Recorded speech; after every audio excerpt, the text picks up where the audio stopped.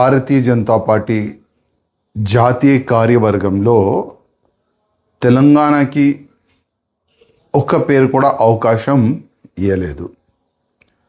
గతంలో చాలామంది పెద్ద నాయకులకి జాతీయ కార్యవర్గంలో మంచి మంచి పదవులు కూడా ఇచ్చినారు.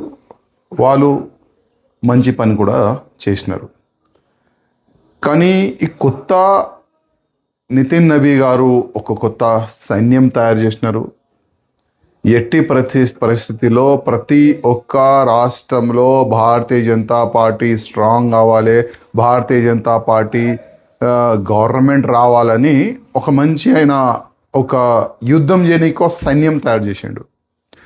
కానీ తెలంగాణ నుంచి ఒక్క కూడా పేరుని వాళ్ళు ఇంక్లూడ్ చేయలేదంటే మన తెలంగాణ పెద్ద నాయకులు ఒక్కసారి ఆలోచన చెయ్యాలి.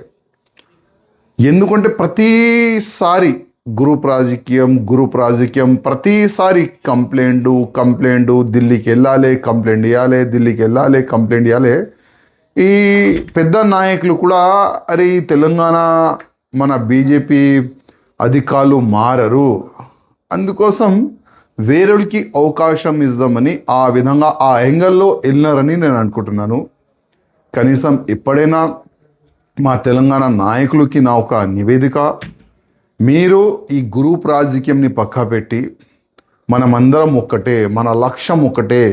ఏ విధంగా బంగాల్లో భారతీయ జనతా పార్టీ గవర్నమెంట్ రానికి అందరూ ఒకటై ఒక యుద్ధం చేసినారు. దాని తర్వాతనే బంగాల్ అట్లాంటి రాష్ట్రంలో కూడా భారతీయ జనతా పార్టీ గవర్నమెంట్ వచ్చిందంటే అక్కడ గ్రూపిజంని పక్కా పెట్టి ఇది నా పార్టీ, ఇది నా రాష్ట్రంలో భగవా రాజ్యం రావాలి, కాశం రాజ్యం రావాలని ఒక సంకల్పం వాళ్ళు పెట్టుకొని యుద్ధం చేసిన తర్వాతనే బంగాల్ అట్లాంటి రాష్ట్రంలో బీజేపీ గవర్నమెంట్ వచ్చింది.